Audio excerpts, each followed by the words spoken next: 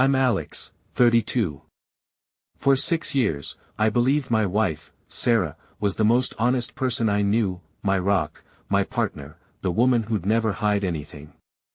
6 long years, shattered in an instant. It started in the sterile quiet of the hospital waiting room. The nurse, a kind-faced woman named Brenda, handed me a form. "Just for insurance," she said, "for Sarah's minor surgery." That innocuous piece of paper, a routine formality, ripped open my entire world.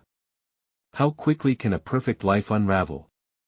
In less than an hour, I discovered a hidden bank account, a second mortgage on our house I knew nothing about, and a child's birth certificate, with a different father. 3 days. That's all it took for my 6 years of blissful ignorance to explode into a nightmare of betrayal and deceit. And Sarah? She was still in recovery, humming a tune, completely oblivious to the fact that her carefully constructed world was about to come crashing down around her. Before I tell you what happened when they saw me, please take a moment to like and subscribe, but only if you genuinely enjoy this story. Also, I'd love to know where you're watching from and what time it is there. Drop a comment below. You did this. You ruined my life. Yeah, I did. The name on the manifest hit me like a wrench to the gut. Rachel Hale, passenger 2 of 2. Destination, Bridgetown, Barbados. Departure 6:47 a.m. I stared at the flight log, my grease-stained fingers trembling slightly as I held the clipboard. The King Air's engines were still cooling down behind me, ticking like a metal heartbeat in the morning silence of Piedmont Regional Airport. Captain Hayes was waiting for my signature on the maintenance check, but all I could do was read that name over and over. My wife, who was supposed to be in Bali for a wellness retreat. "Everything good, Gray?" Hayes asked, adjusting his aviators. "You look like you've seen a ghost." I forced my hands steady and signed the form. "All good, Captain. Safe travels." But nothing was good. Nothing had been good for months if I was being honest with myself. The late-night phone calls Rachel would take in the bathroom. The way she'd started putting her phone face down during dinner. The credit card statements showing charges I didn't recognize. I'd been married to Rachel for 6 years. Long enough to know when she was lying. Long enough to know that her Instagram post from 2 hours ago, a sunset photo tagged Bali vibes with a heart emoji, was complete bull crap. Walking back to the maintenance hangar, I pulled out my phone and opened her profile. 800,000 followers hung on every word of my wife's carefully curated wellness journey. Her latest post showed her in what looked like a meditation pose against a tropical backdrop. The comments were already pouring in. "Living your best life and goals and so inspired by you. If only they knew." I scrolled down to the passenger manifest on my phone, the one I'd photographed before signing it. The second name made my stomach drop even further. Felix Durand. I knew that name. Rachel had mentioned him exactly once 3 months ago when she came back from her college reunion in Charlotte. "Just some guy from my marketing class," she'd said when I asked about the photos she'd been tagged in. "Total startup bro now. You know the type." Yeah, I knew the type. And apparently so did my wife. Back in the hangar, I sat in my office chair and did what any aircraft mechanic with trust issues would do. I researched. Felix Durand had a LinkedIn profile that screamed money and ambition. CEO of something called Wellness Chain, a blockchain-based wellness community platform. His headshot showed the kind of guy who probably drove a Tesla and ordered oat milk lattes. His Instagram was private, but his company page wasn't. Photos of him at startup conferences, shaking hands with investors, standing in front of whiteboards covered in buzzwords. And there, buried in a post from 6 weeks ago, was a photo that made my blood run cold. Felix at a restaurant in Charlotte, arm around a blonde woman whose face was partially obscured. The caption read, "Celebrating new partnerships with amazing people." The woman was wearing Rachel's necklace, the silver one I'd bought her for our 3rd anniversary. I sat back in my chair, the fluorescent lights humming overhead like angry wasps. 20 feet away, Jimmy was rebuilding an engine mount. The sound of his tools echoing through the hangar. Normal sounds, normal life. While my world was quietly falling apart, my phone buzzed. A text from Rachel. Landed safe. The retreat center is amazing. No service for most of the day, so don't worry if you don't hear from me. Love you. Love you. I almost laughed, but it came out as more of a grunt. Love, right? I opened Find My iPhone and checked Rachel's location. The little dot showed her phone in Barbados, just like the manifest said. At least she wasn't lying about where she was, just about who she was with and why she was there. Standing up, I walked to the coffee machine and poured myself a cup of what Jimmy called motor oil with caffeine. The bitter taste helped clear my head. I needed to think this through logically, like troubleshooting a faulty electrical system. What did I know for certain? Rachel had lied about going to Bali. She was in Barbados with Felix Duran. She'd been acting strange for months, and based on the credit card statements, she'd been spending a lot of money on things I didn't recognize. What I didn't know was why, but I had a feeling I was about to find out. I pulled up our shared bank account on my phone. The balance made me dizzy. In the past 2 months, Rachel had transferred nearly $40,000 to an account I didn't recognize. Our savings account, the one we'd been building to maybe buy a house, was almost empty. Son of a witch, I whispered. Jimmy looked up from his work. You say something, Gray. Nothing, I said. Just talking to myself. But I wasn't talking to myself. I was talking to my wife, who was 3,000 miles away, probably lying in bed with another man while her followers thought she was finding herself in Bali. I walked back to my office and opened my laptop. If Rachel wanted to play games, I could play games, too. I just had to be smarter about it. The first thing I did was check our shared iCloud account. Rachel had always been careless about technology, letting everything sync automatically. Her photos were there, including ones she hadn't posted to Instagram. Photos of her and Felix at dinner holding hands across a white tablecloth. Photos of them at what looked like a construction site. Felix pointing at blueprints while Rachel smiled adoringly. One photo made me pause. Rachel and Felix standing in front of a half-built structure with a sign that read, Serenity Cove Resort coming soon. Felix had his arm around her waist, and they were both grinning like they'd won the lottery with my money. I screenshotted everything, then went to work on something more complicated. Rachel's laptop was also synced to our shared account, which meant I could access her browser history, her saved passwords, even her recently opened documents. What I found there made me understand the full scope of what my wife had been planning. Email chains between Rachel and Felix dating back 4 months. Business plans for something called Serenity Wellness Retreat. Investment proposals that used Rachel's social media following as collateral. And this was the part that made my hands shake with anger. Divorce papers that had been drafted but not yet filed. She was planning to leave me, but not until after she drained our accounts to fund her new life with Felix. One email from Felix to Rachel stood out. Once the investors see your reach and engagement, we'll have more money than we know what to do with. This place will be a gold mine, babe. And the best part, your husband will never see it coming. Never see it coming. I sat back and cracked my knuckles the way I did when I was about to start a particularly challenging repair. Because that's what this was really, a repair job. My wife had broken something. Our marriage, our finances, our trust, and I was going to fix it, but not the way she expected. I opened a new browser window and started researching Barbados business registration laws. Then I looked up the resort Felix was supposedly building. Then I started making a list of everyone who needed to know that Rachel Hale wasn't who she claimed to be. By the time Jimmy left for the day, I had a plan. The beauty of being an aircraft mechanic is that people assume you're not very smart. They see the coveralls and the grease under your fingernails and figure you're just some guy who's good with his hands. What they don't realize is that modern aircraft are basically flying computers. You need to understand electrical systems, hydraulics, avionics, and materials engineering just to do basic maintenance. You also need to be methodical, patient, because when you're working on something that flies at 30,000 feet, mistakes aren't just embarrassing, they're deadly. Rachel was about to learn that her husband was very good at avoiding mistakes. I started small.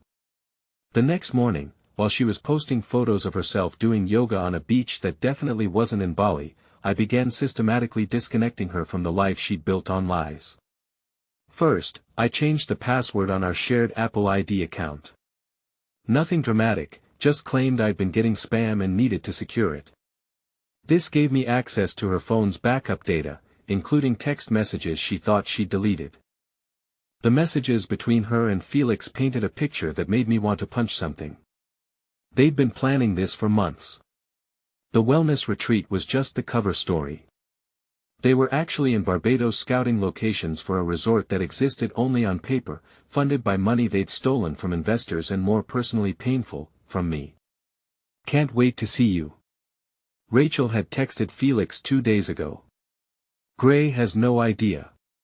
He's been so distracted with the work lately. I could probably rob a bank and he wouldn't notice." She wasn't wrong about me being distracted, but she was wrong about what I wouldn't notice. Next, I tackled her social media empire. Rachel's Instagram account was connected to Facebook, Twitter, TikTok, and her website through a service called Buffer, which let her schedule posts across all platforms at once. The login credentials were saved in her browser, which was backed up to our shared iCloud. I didn't delete anything. That would have been too obvious. Instead, I did something much more subtle and devastating.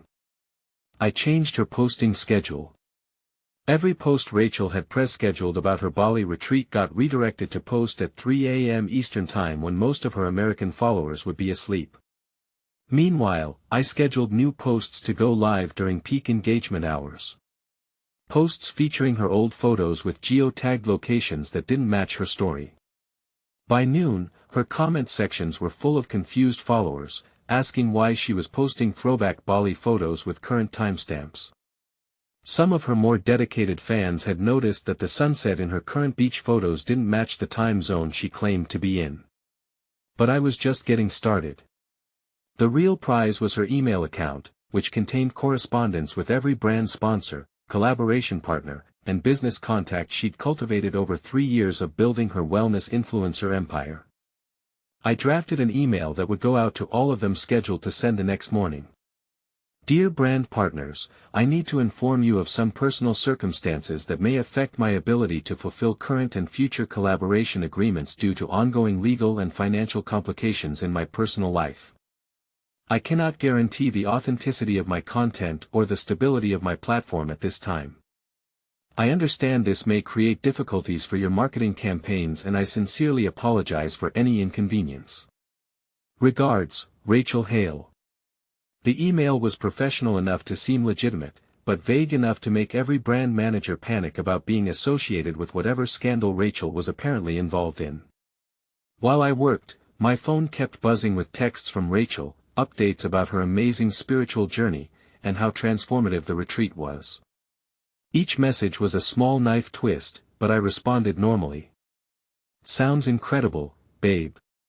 Miss you." Because I wanted her to feel safe. I wanted her to keep posting photos with Felix in the background, keep scheduling business calls from a location she was supposed to be keeping secret, keep building the evidence I needed to destroy them both. By evening, I was ready for phase 2. I'd found the website for Serenity Cove Resort, the fantasy paradise Felix was using to lure investors.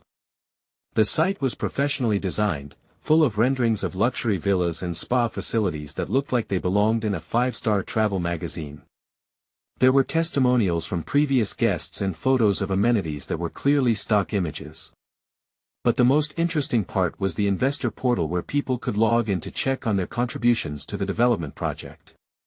Using Rachel's saved passwords, I was able to access Felix's email account, which gave me the login credentials for the investor backend. What I found there made me understand the full scope of their scam. Felix had raised over $200,000 from 12 different investors, all of whom thought they were funding a legitimate resort development.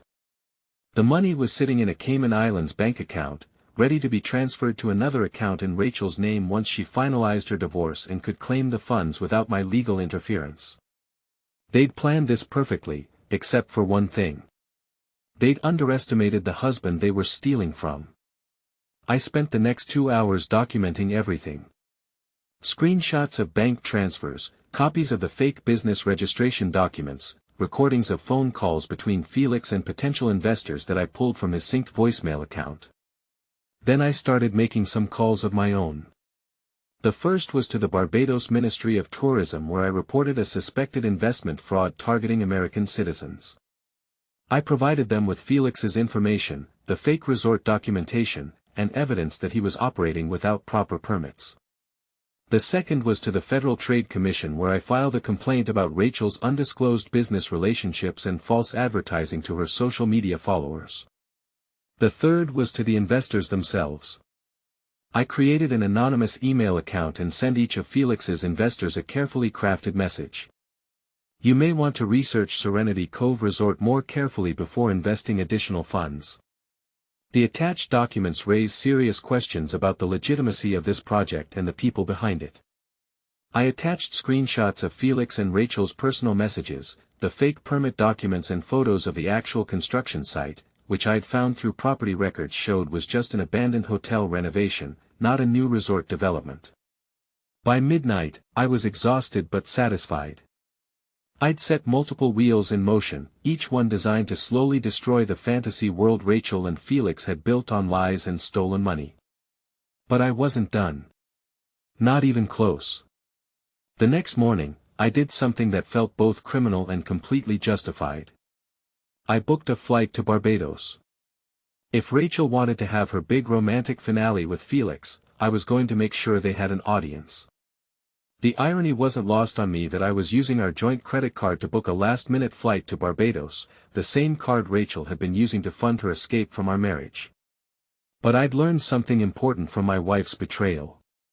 Sometimes the best revenge is making someone pay for their own destruction. I called in sick to work.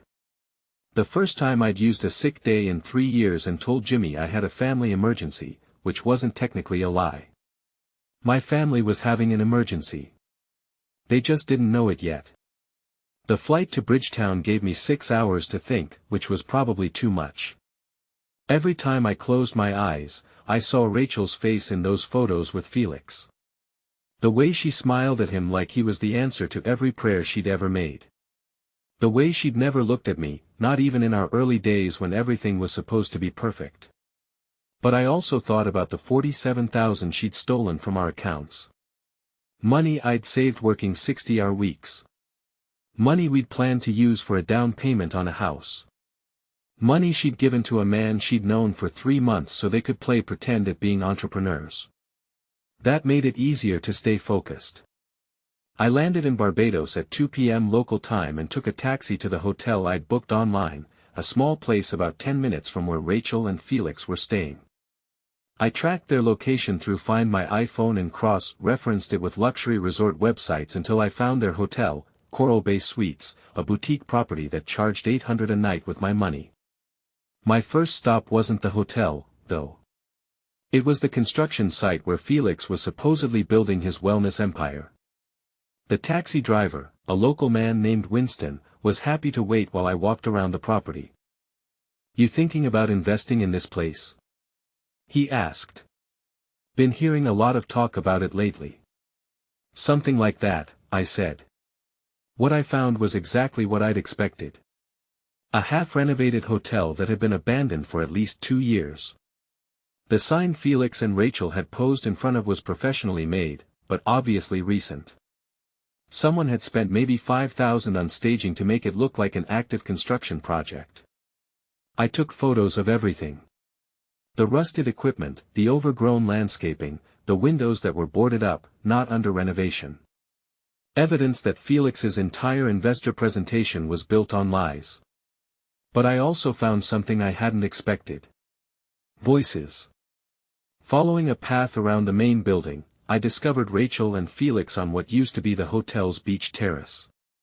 They were sitting at a table covered with papers, laptops open, phones charging from a portable battery pack. Felix was on a call, pacing back and forth while gesturing dramatically.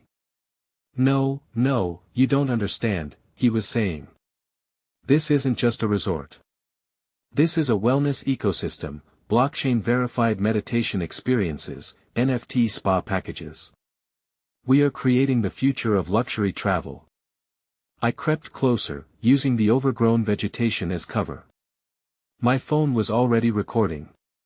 Rachel was typing on her laptop, occasionally looking up to nod approvingly at Felix's performance. She was wearing a white sundress that I'd never seen before and sunglasses that probably cost more than I made in a week. "Tell them about the social media integration," she called out. "The Instagram partnership," Felix grinned and gave her a thumbs up. "And here's the beautiful part," he continued into his phone.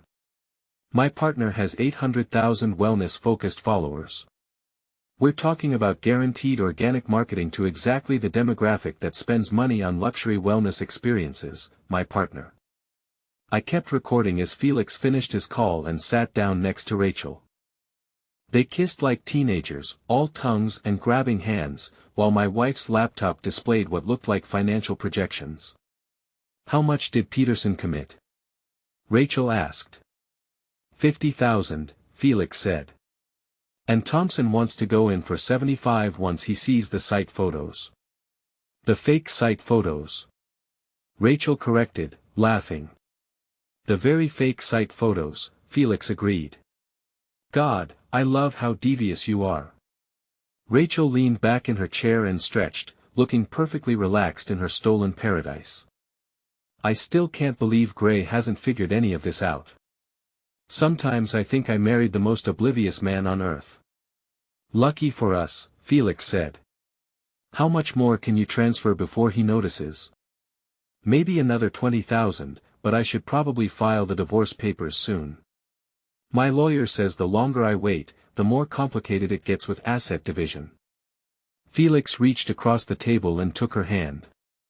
"After this weekend, we'll have enough investor money to make that irrelevant. You can divorce him, keep everything that matters, and we'll be living like royalty down here within 6 months." "What about the investors? When they figure out the resort isn't real," Felix shrugged. "What are they going to do? Sue us in Barbados? By the time anyone realizes what happened, we'll have disappeared. New identities, new country, new life." Rachel laughed, the sound carrying across the abandoned terrace like broken glass. "You make it sound so easy." "It is easy," Felix said.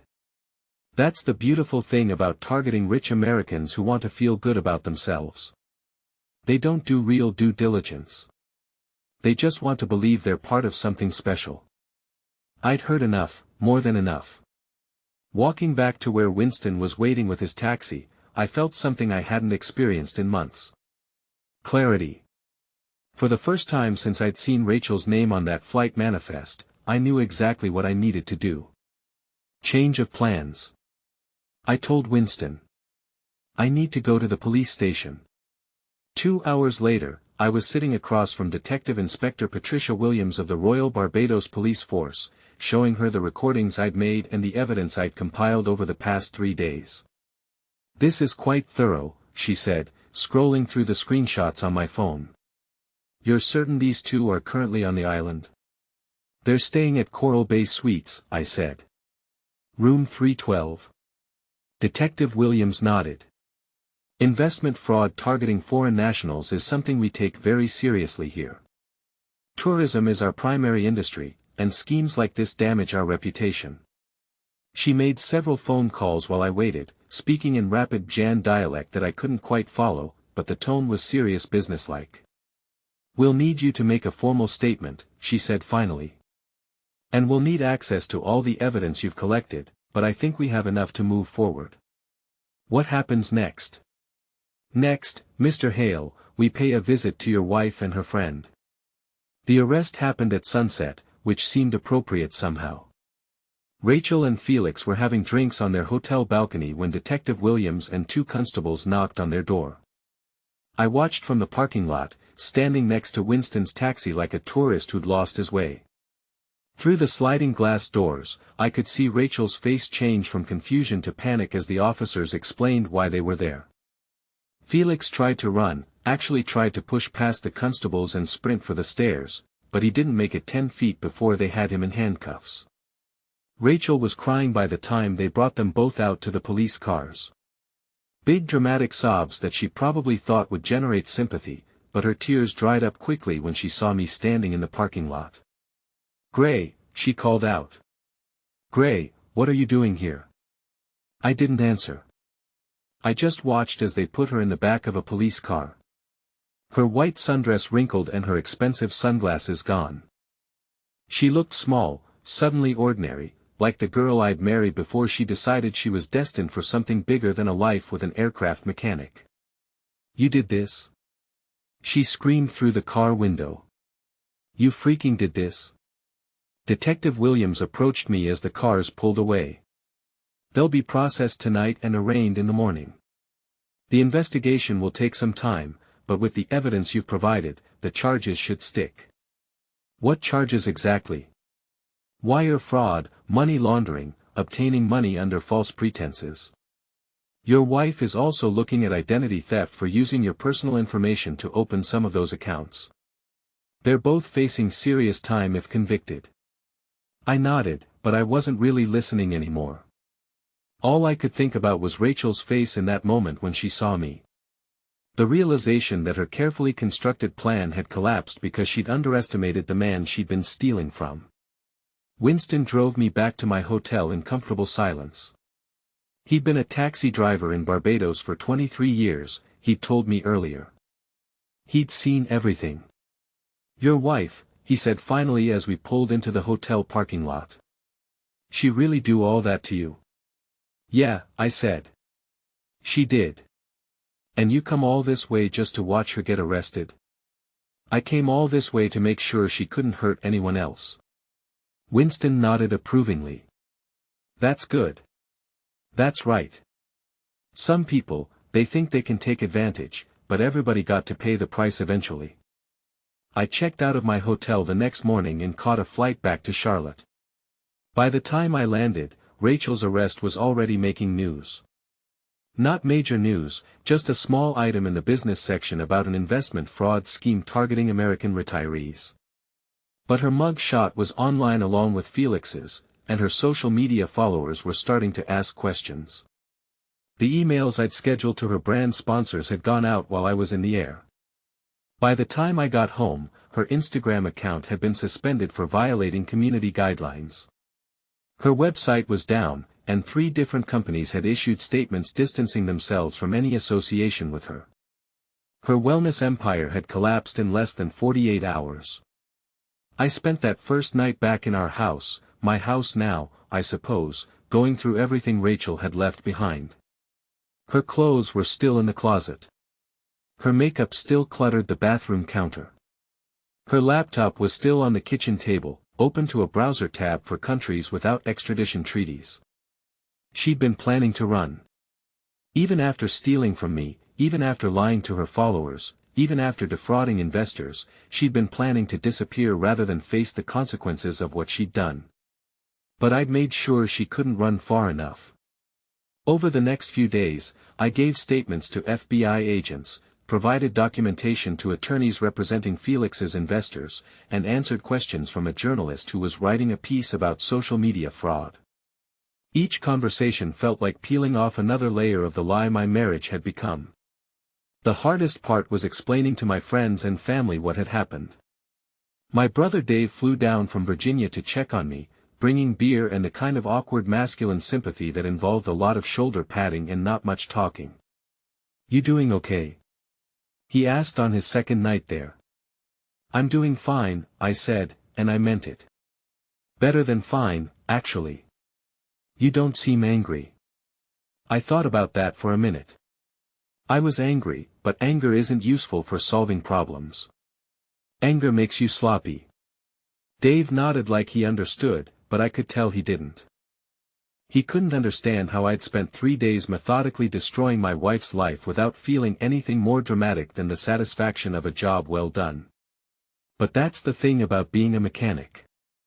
You learn to fix things that are broken. And sometimes the only way to fix something is to take it apart completely and start over. 3 weeks later, I got a call from Detective Williams. Rachel and Felix had both been extradited to face federal charges in the United States. Felix was cooperating with prosecutors in exchange for a reduced sentence. Rachel was maintaining her innocence and demanding to speak with me. She says she wants to explain everything. Detective Williams said claims there are things you don't understand about the situation. There's nothing she can tell me that I don't already know. I said, you sure about that? Sometimes these conversations can provide closure. Closure. Like my marriage was a business transaction that needed to be finalized properly. I'm sure, I said, but I wasn't entirely sure. Part of me wanted to hear what Rachel thought she could say that would make any of this make sense. What explanation could possibly justify stealing from your husband to fund a fantasy life with another man? In the end, curiosity won. 2 days later, I drove to the federal courthouse in Charlotte for what I'd been told would be my only conversation with Rachel before her trial. She was wearing an orange jumpsuit and had lost weight. Her hair, which had always been perfectly styled for her Instagram photos, hung limp around her face. We sat across from each other in a small room with fluorescent lighting that made everything look sickly. A federal marshal stood by the door and our conversation was being recorded. You look good, Rachel said, which was such a ridiculous thing to say that I almost laughed. Thanks. I know you hate me, she continued. I know you think I'm a terrible person, but I need you to understand that I never meant for things to go this far. How far did you mean for them to go? She looked down at her hands, which were folded on the metal table between us. I was going to leave you. I was going to ask for a divorce, but I wanted to have something to start over with, you know. I didn't want to walk away from 6 years of marriage with nothing. So, you stole $47,000. I borrowed it. I was going to pay it back once the resort was profitable. The resort that didn't exist. Rachel's composure cracked slightly. Felix said it was real. He showed me the permits, the architectural plans, everything. I thought we were investing in something legitimate. You thought you were stealing from me to invest in something legitimate? It wasn't stealing. It was our money. I stared at her across the table, this woman I'd shared a bed with for 6 years, and realized that she actually believed what she was saying. In her mind, she'd been the victim of Felix's scam, not a willing participant in fraud. Rachel, I said quietly, I recorded you and Felix talking about how stupid I was. I heard you laugh about how easy it was to transfer money without me noticing. I watched you kiss him while planning how to disappear with stolen investor funds. Her face went pale. You were spying on me. I was protecting myself by destroying my life, by stopping you from destroying other people's lives. We sat in silence for a long moment. The fluorescent lights hummed overhead like angry insects. What happens to me now? Rachel asked finally. That's up to the court. Will you testify against me if they ask me to? She started crying then, the same dramatic sobs I'd witnessed during her arrest. But this time, I didn't feel anything watching her break down. No sympathy, no anger, no satisfaction, just the mild interest of someone observing a problem that was no longer his to solve. I loved you, she said through her tears. I know you don't believe that, but I did love you. Maybe you did, I said. But you loved the idea of a different life more. The federal marshal indicated that our time was up. I stood to leave, but Rachel grabbed my arm. Gray, please. I'm sorry. I'm so sorry. Can you forgive me? I looked down at her hand on my arm, then back at her face. For just a moment, I saw the girl I'd married. The one who used to make coffee for me before my early shifts, who would fall asleep watching movies on Sunday afternoons, who had once told me that all she wanted was a simple, happy life. But that girl was gone. Maybe she'd never really existed. I forgive you, I said, because it was true. But forgiveness doesn't mean trust, and it doesn't mean consequences go away. I walked out of that room and didn't look back. 6 months later, Rachel was sentenced to 4 years in federal prison. Felix got 7 years for organizing the scheme. The investors recovered about 60 of their money from seized assets. Rachel's Instagram account was permanently suspended. Her website domain was sold and her influence in the wellness space evaporated completely.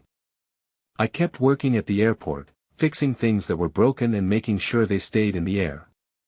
It was honest work, predictable work, the kind of work that let me sleep soundly at night. Sometimes people asked me if I missed being married. I told them I missed being married to someone who existed. But I didn't miss being married to someone who was always planning to become someone else. 6 years of marriage had taught me something important. You can't fix a person the way you can fix an aircraft engine. People have to want to be fixed. And some people are more interested in breaking things than fixing them. Rachel Hale had been that kind of person, but she wasn't my problem anymore.